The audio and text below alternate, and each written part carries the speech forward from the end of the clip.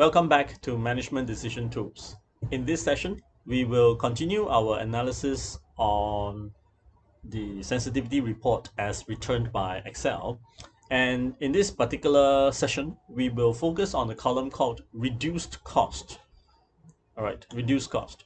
So here on one screen, we see this directly from Excel sensitivity report, reduced cost, 0, 0.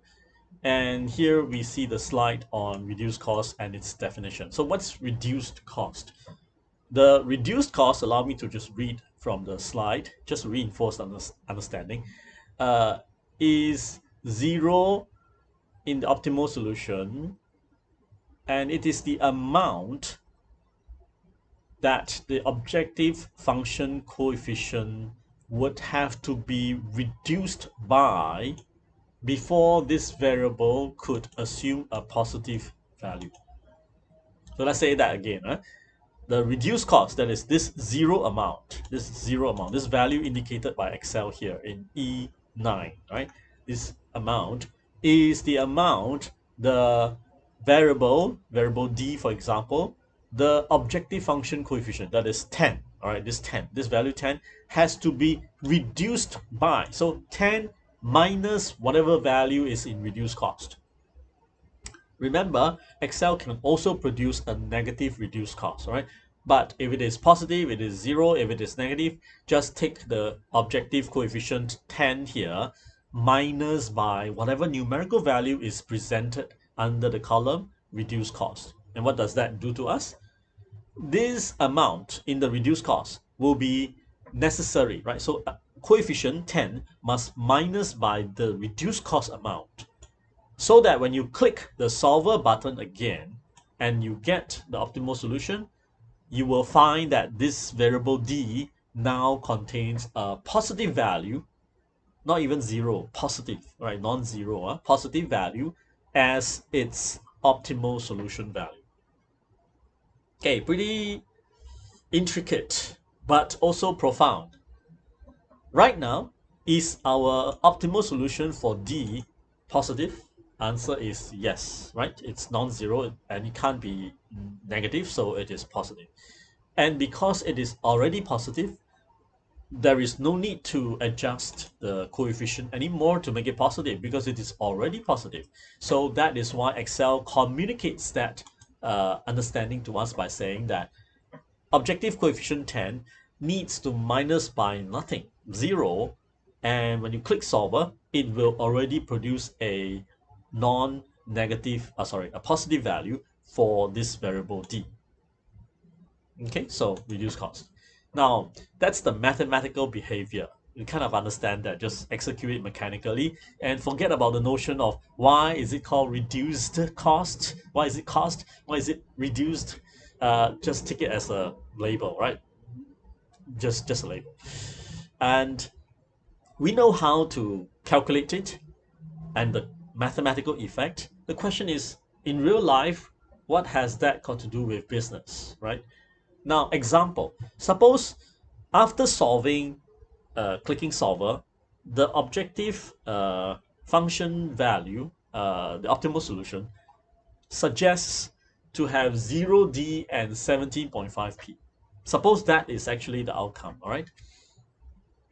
And if you submit this report to your boss and your boss says, what?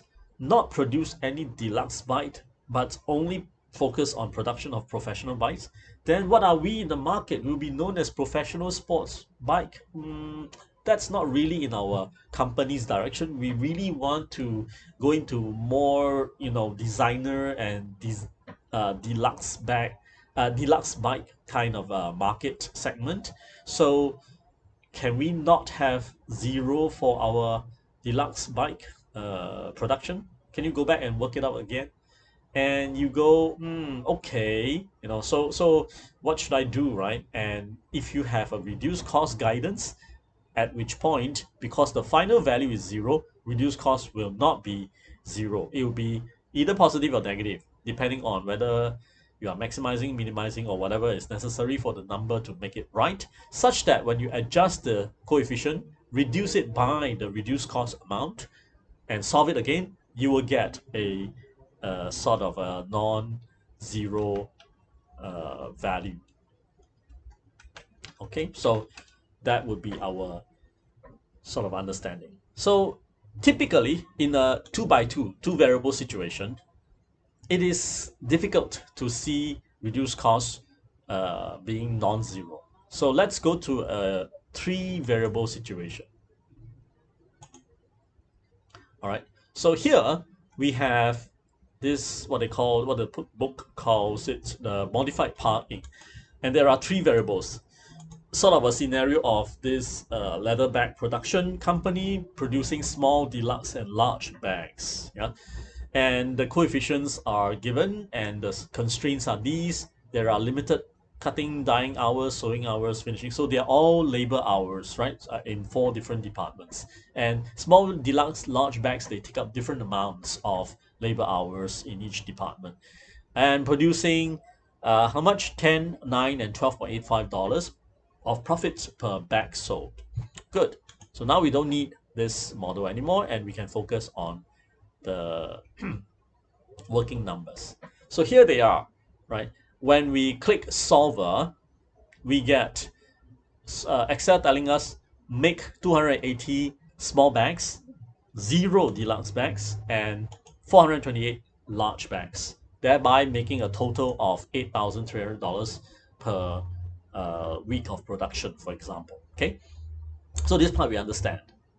Now, if you submit this to your boss, it's kind of similar scenario, and your boss says, "What? We are called the Deluxe Travel Bag Private Limited. How can you tell me to stop the deluxe bag production line? You're asking me to stop producing deluxe bags. Yes, I want the increased profits, but I do not want my company name to be destroyed or to be degraded in the brand. We are called Deluxe Travel Bag Private Limited. Can you go back and do something about it," right? And so as to allow us to still have optimal solution. I don't want any non-optimal solution, but I want in that optimal solution the some level of production of deluxe bags. Okay, and I still want maximum profits. So go do all that. That's what I hired you for. So what are you going to do?